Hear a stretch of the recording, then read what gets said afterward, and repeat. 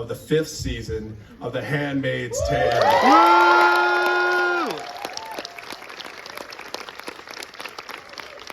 A sincere thank you to our lead and major sponsors, Bell, RBC, and Bulgari, and Visa for their continued support.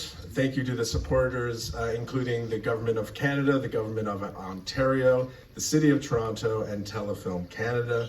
This series is eligible for the People's Choice Awards, so vote for your favorite films and series at tiff.net/vote. There you go. You heard it there first. We would like to thank Hulu and Crave for providing us with this series. So thank you very much.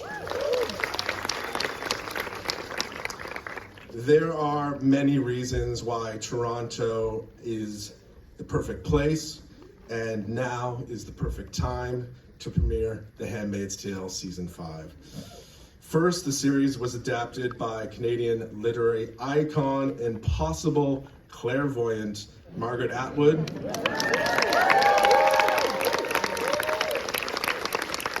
Second, the series was shot in Toronto and all across Ontario.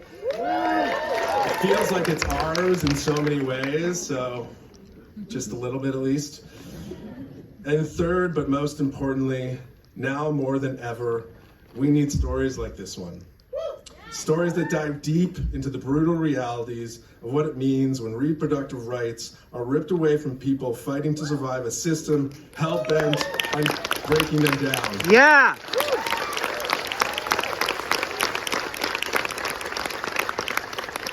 And now, without further ado, to introduce the 2 episodes you're about to see, please help me in welcoming to the stage creator Bruce Miller, executive producer Warren Littlefield, and lead actor and director of the episodes, Elizabeth Moss. Yeah!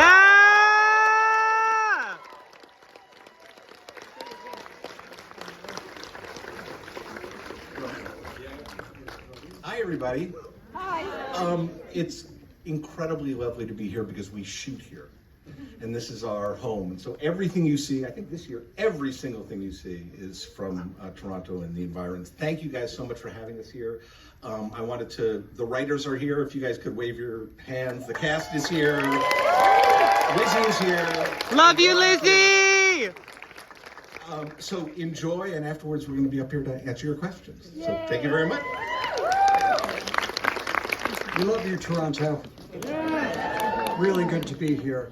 I want to just say we have extraordinary partners in this venture at Hulu and at MGM. We give them heart attacks on a regular basis, and generally they respond with love. So we thank them for their tremendous support, and it is with a great deal of pleasure that I bring forth my partner, our director, executive producer and star, Lizzie Moss.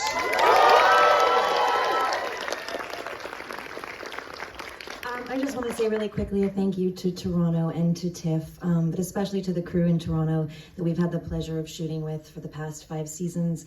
And so many incredible cast comes from Toronto, and I'm so grateful to you guys. We all are. It's been an incredible experience shooting here, so thank you so much. Appreciate it. I have nothing else to say except for this. Really intense. I do have to say though, I mean, thank you so much to TIFF and to Lightbox, because a lot of these guys are directors, and I think they understand the picture and sound and everything is so incredible, and the theater is just so conducive to the absolute best possible experience. So thank you for that. I'm very grateful for that.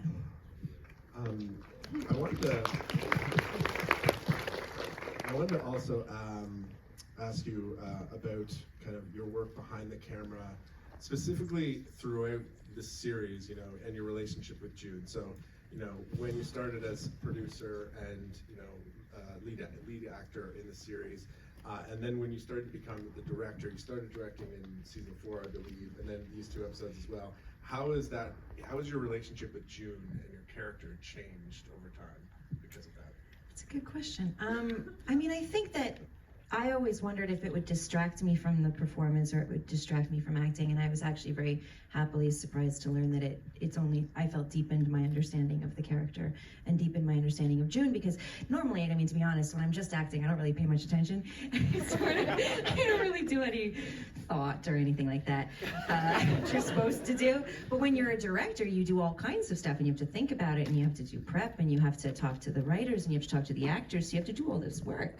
So I found that I actually did a lot more work as an actor being a director. So I did find a deeper understanding of the character. I feel like your acting process has just been spoiled with everyone now. No, it's the truth.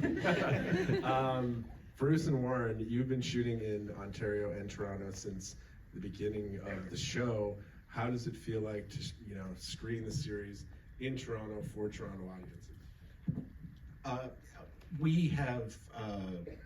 I've been down in Los Angeles, and these people have been making a television show, and Toronto has been making a television show, and we wouldn't be able to do it without the crew that we have here and the who work with the cast. So it is the show. Toronto is the show, not just kind of because we actually physically take place in Toronto, which is nice that we don't have to fake it for something, but Toronto is the show. So it couldn't be any better than to be here, especially at the beginning of the season. All Ontario, really.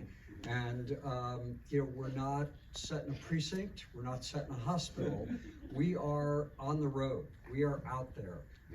We have a footprint at CineSpace, and we have a couple of stages, but we're nomadic.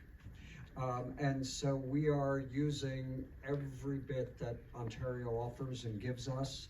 And that sometimes means overnights. It's a lot of travel. We do work in the wintertime, but we love it, and we're very grateful. I will say it is so refreshing to see Toronto play itself. Many times Toronto is playing characters in other people's films, and it's, as a Torontonian, thank you for making Toronto a character in this.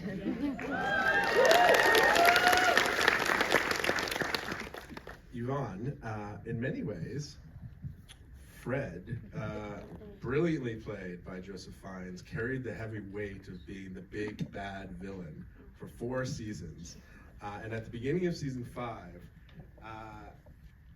you feel like you're taking a bit of the weight that he left behind. Pressure. Yeah, how does it feel to have that additional weight on your shoulders? And do you feel like the lines between right and wrong, good and evil have become blurred without him around?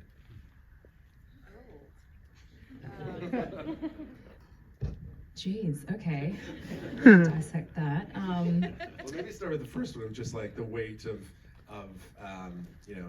Joseph Fiennes' character being gone, Fred being gone. Do you feel like you are the new villain? Look, I'm not afraid of that pressure.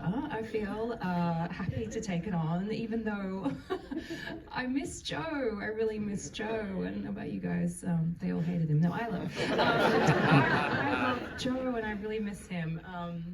No, but all jokes aside, it is really fun to play this character, and there's so many juicy things to do with this character.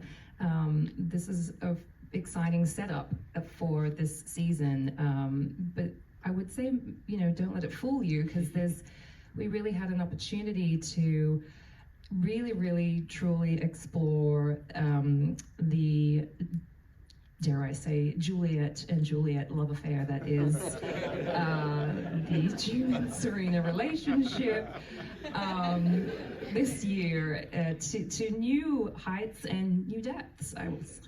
So I've really loved it. It's been extraordinary. Amanda. The beginning of this season, I find, and I'm so thankful to the writers and Bruce, that Rita finally has found courage to use her voice.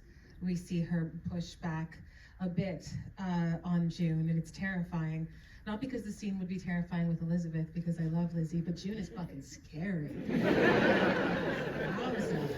So reading it the first time, I was like, I'm gonna get killed. But I I love the idea that Rita this season has set boundaries towards Serena Joy, not any spoilers, and boundaries towards June, and is finally coming to a place where she can accept her freedom. I find it's so difficult if you've been through a really hard time to, once the tides have turned, to finally accept happiness and to accept joy back into your life. And to play a character who's willing to do that and to sort of jeopardize certain friendships and still be brave enough to accept one's own happiness has been a beautiful ride.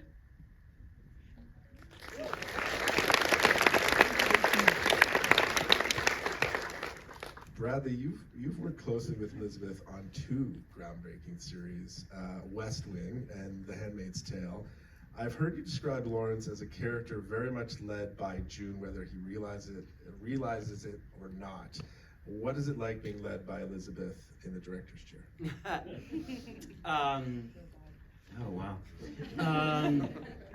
There's a really interesting, lovely thing. Makes me emotional in my life with her, because I met her when she was 17, and I think I was 19. No, and she was this confident, kind of. I call them ringers, like a day player who comes in, which being a day player in a series is harder than being a regular. And I just remember this poised kid in the kitchen, and then I get to meet this woman and have this incredible creative experience, and I'm so proud of her. It feels the way I feel about my grown kids. It's like, I can't believe what you became.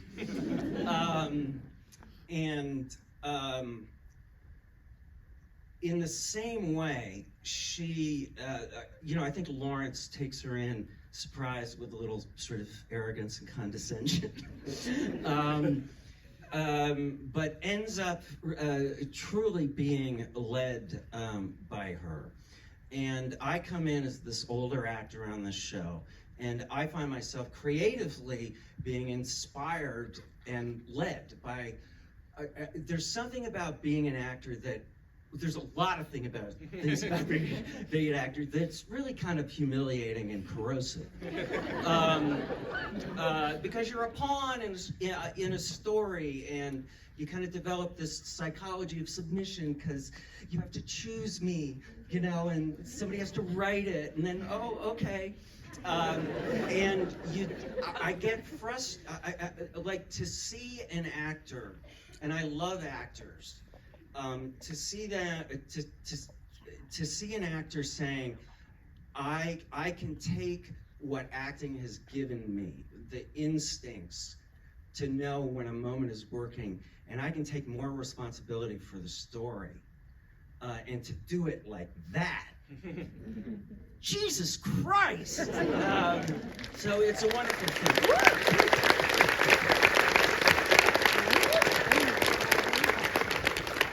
Sam. She's grumpy on the set, though. Sam, question for you. Bradley was talking a little bit about, the role of a day player, and then, in terms of Elizabeth in West Wing. In some ways, you started off as a smaller character in the show, and you've expanded to a power player in this series, and with an incredible performance. And I wanted to ask just what that process has been like for you in terms of stepping into a larger role. Well, like Bradley said, it's the day player role is the most thankless job in our industry. He was in one scene. He was written for one scene. Season 2, and you just try to come into this well-oiled machine as a cog and not break it, and I didn't, thankfully. I mean, every day I come into work, this show is so astounding that I work harder at it, just preparing, because I know these fucking people are so talented. They are so talented. The writers are so talented. Praise be. You just don't want to drop the ball for any of them. And to be able to be on this stage with them is just one of the honors of my life. And so when I come to work, I'm so grateful to our cast and our crew that stood through such a dark, long winter to come out on this and to be able to share with you people. I couldn't ask for more. So that didn't answer your question whatsoever. But it was ironically with the series Max. And Max with Teen Spirit, which played at TIFF in 2018. What have you both learned from Bruce and others on set over the last 5 years that you plan to apply potentially in future work? Well, you know, everyone is so generous here. You know, Bruce very early on, you know, I asked him, I said, look, I want to learn. And he brought me into the edit and he showed me the edit and I told him I want to learn how to write. And so he gave me tips on writing. And Warren has a book, which I read and I devoured, and then immediately I called him up and said, Warren, I read your book. And, you know, and then this season I've been watching Lizzie do this masterclass, she's a savant of television, and again, being so generous and letting me come on recce's where you go check out the locations and talking about how process. And so, I don't know, it's been such an education for me. And, you know, like everyone's been saying, we've got such an amazing writing crew and then our crew themselves, and just, I don't know, yeah, it's just been an education for me. And so, yeah, I'm just very grateful for it. Max, what about you? Yeah, I was watching episode 1 and I kept thinking, fuck, Bruce Miller's a good writer.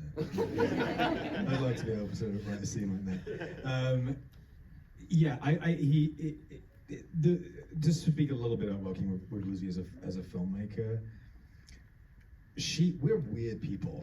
All of us up here are pretty eccentric, and we all have our own stuff, and our own particular psychologies and egos and all of those things. And she is so elegant in the way that you'll see her just go from one to one. Often there's a scene in episode 2, there's like 11 of us in the scene, and she has to go and deal with all of us, and she does it effortlessly.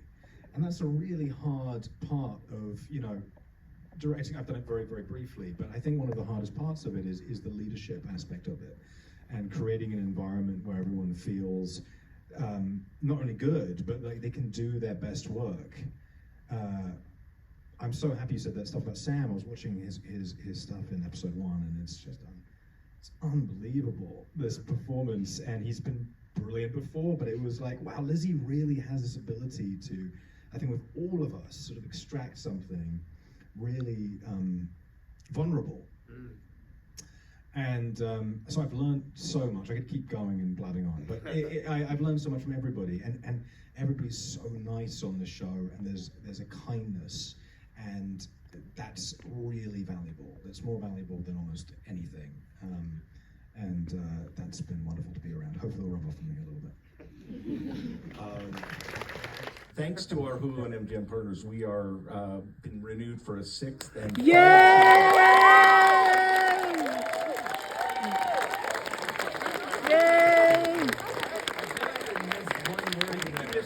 It's also the final season. The Oh no! But it was renewed!